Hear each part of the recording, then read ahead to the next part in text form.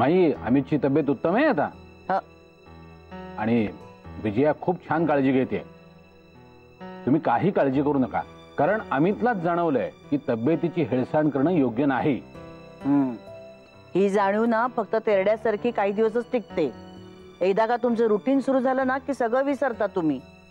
कुणीतरी खमका हवं त्याच्याकडे लक्ष द्यायला.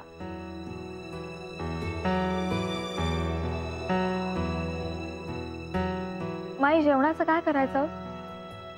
तुमच्या दोघींसाठी थांबलो होतो ऍक्च्युली. काही नाही ग, साधी खिचडी आणि कढी कर, कुठली तरी कोशिंबीर कर, की झालं. हो, पण नानांना हवी तशी सांडगी मिरची आणि पापड तळा बरं का. पण म्हणजे अमित दादा आलाच नाहीये का अजून?